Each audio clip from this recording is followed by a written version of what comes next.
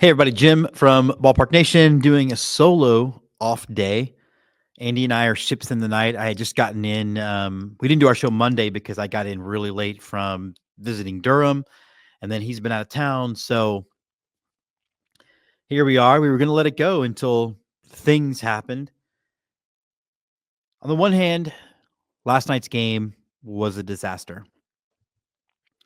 On another hand, it was a game in April. And if we learned from last season, games in April can be recovered if you figure things out. And I do believe part of this is trying to figure out from the Astros front office which of these rookie and journeyman relievers are going to be your sixth and seventh inning guys.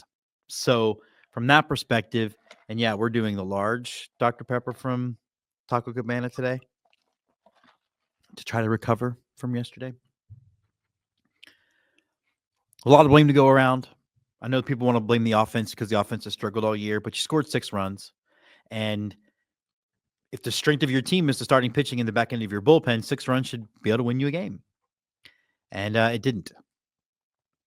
And then Contreras pitched great. Was it the 7th? And then did not get an out in the 8th. And on the one hand, the guy's got 10 innings or 12 innings in his career now with a 10 ERA.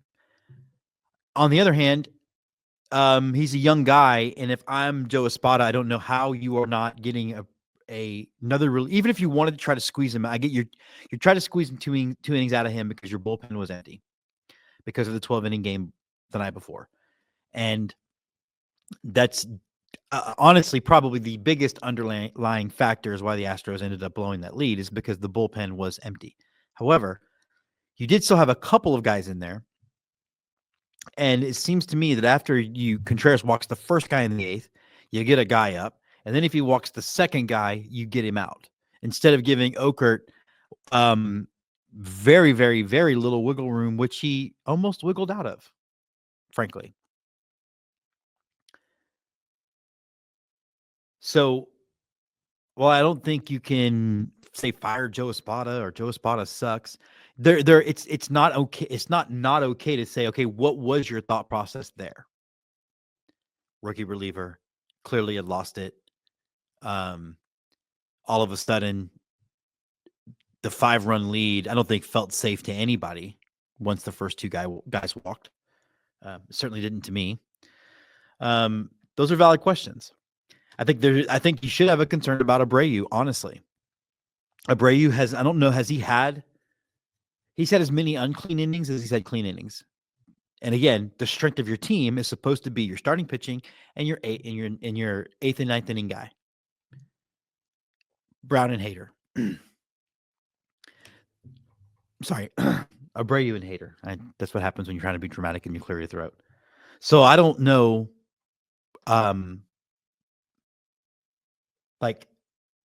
The Astros should have won that game.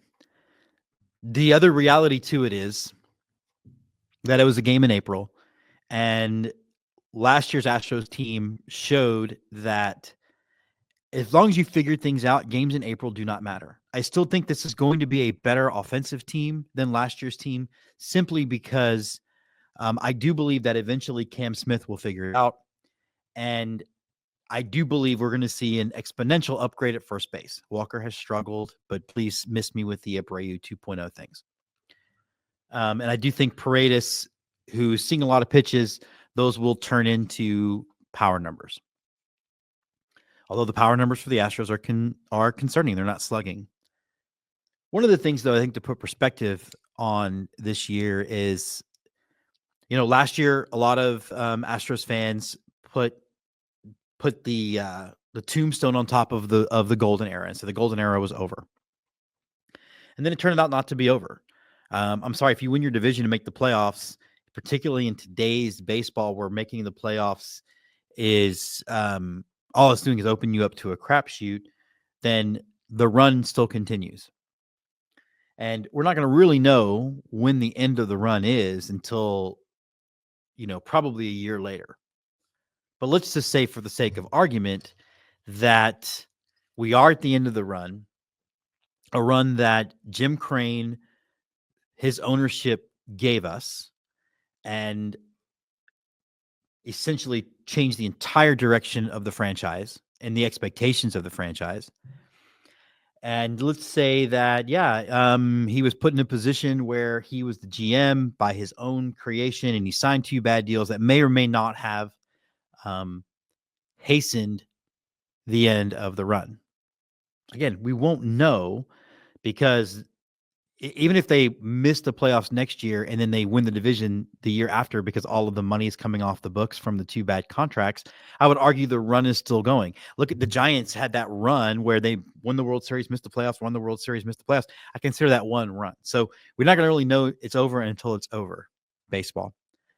But I think that what we are seeing to a degree is the natural evolution, in particular when it comes to the farm system, of what happens when you do have one of the greatest runs in baseball history, and they do come to a close and they come to a pause. And then we'll have to take Jim Crane on his word that he's not going to want to go back to 100 lost seasons. But the knee-jerk crying and the whining and all of that stuff, as if you don't remember that in some ways what we're doing is paying the interest on foregoing what should have been the end of a run, according to most franchises it would have been, and instead had a sustained success of 7 straight ALCS appearances, 4 World Series, 2 World Series wins.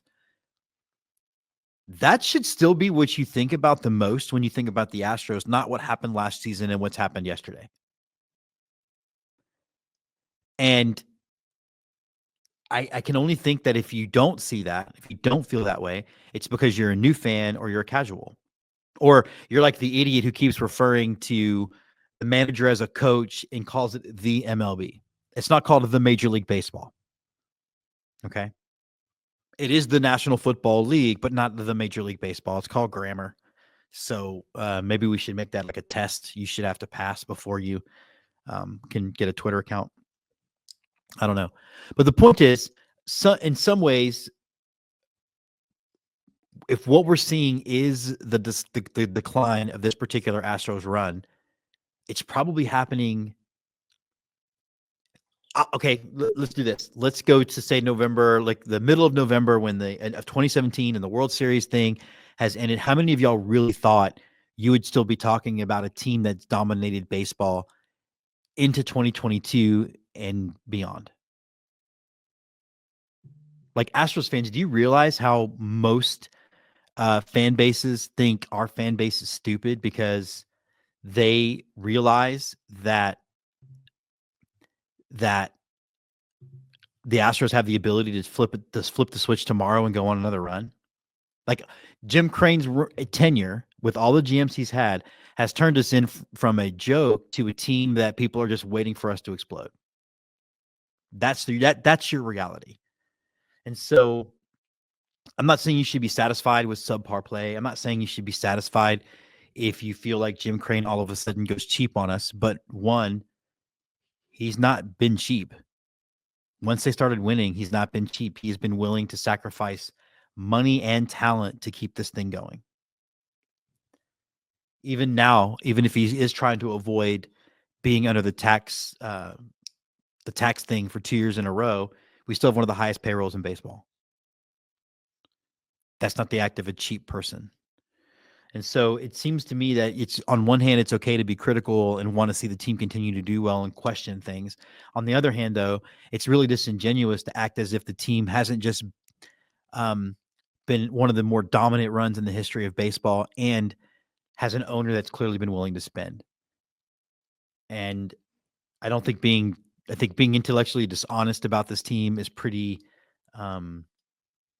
crappy, as well as I think